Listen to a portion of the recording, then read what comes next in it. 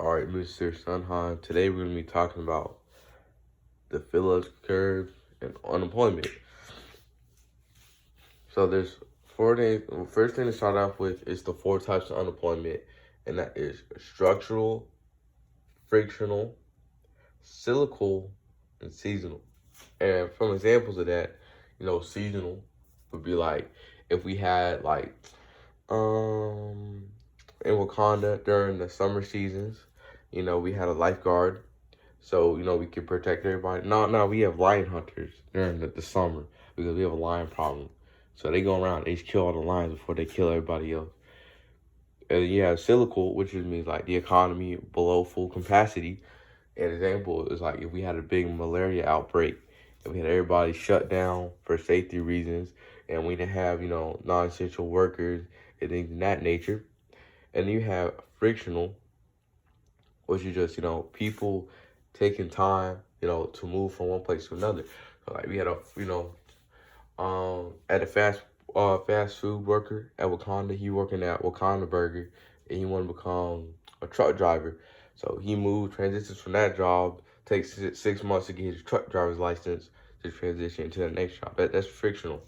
Then you have structural, which basically just means like you can't really like supply basically like what the economy wants. This mismatch,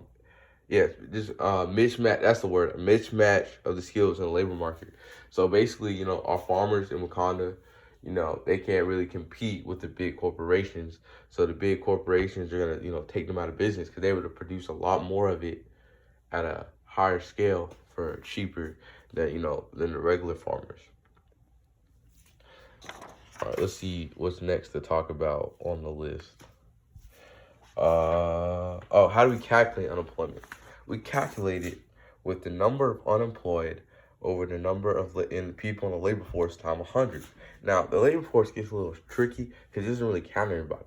You got to have people in the working age count for the labor force, and then people that are not institutionalized, so basically, in jail, in school, psychiatric help, they don't count for the labor market. If they don't have a job, you know what I'm saying? And then you have to be actively looking for a job too to be counted in the labor force. And then from there, you get your unemployment number. What's next to talk about? Okay, now we're gonna talk about basically how all the curves work, like together.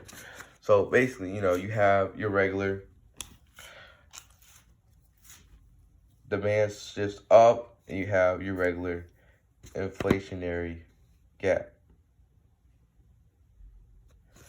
And when that happens, you're producing, your price level is going up. You're also, producing over the GDP. Of course, it's going to come down, but for that time, you'll be producing, you'll go the opposite as well. So you'll be producing at about here, your highest price level and low inflation. Now, when you're here, let me make sure I got everything. Oh, well, we're just going to call, for this sake, just call this right here A, and it's up here because you're producing all the way out here, past your GDP, and you have high price levels. So you have high inflation because this is just showing the correlation between inflation and unemployment.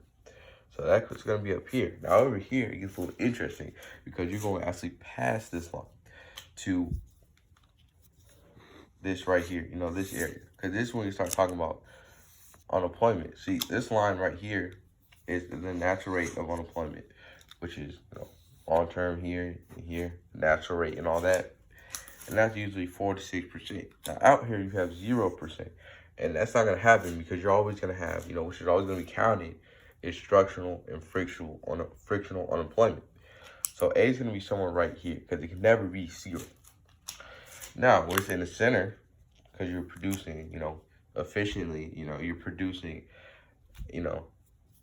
at, max unemployment, because you're at the national rate, it's going to be here, and then it's going to be here because you're producing efficiently. Now, how the long term right here. So how in the long term, how your demand shifts, and then all of a sudden the supply shifts with it to even it out here. Well, here, because you know you have A here, in the long run, it's just gonna shift here, and that's how long run aggregate supply affects the Phillips curve. Now, we also when when short run supply shift here, then when you get here, your price levels went down, and you have producing less output. So you're gonna be around right here, just for context, because you have low inflation and more unemployment. You're gonna be going this way to the right.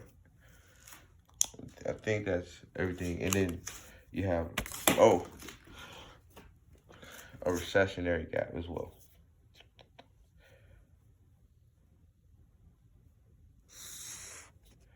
Yeah, I think that's right. I think did I get everything? Yes. All right, that last video I told you wrong, Mr. Sun High. Aggregate demand shifts down, which causes the recessionary gap. This is the deflationary gap, and that causes this to go here because you have less output and you have lower inflation. And that's the trade-off really with this graph is when you go here, the good thing is you have less unemployment, but you have high inflation. Down here, you have less inflation, but you have high employment. And then that shifts here to the recessionary gap. Now, with the short term, it's just, short term, supply is going to basically, when you're here, it's just going to shift back and get you back home to the line, which is going to be what causes this to shift here. And that's basically in the long run. So like I said up here, when you shift up here, and then supply just shifts here, gets you back up here, and then just the same thing here, and it brings that back. That's all I mean. So that's everything. Have a blessed day, and go to church.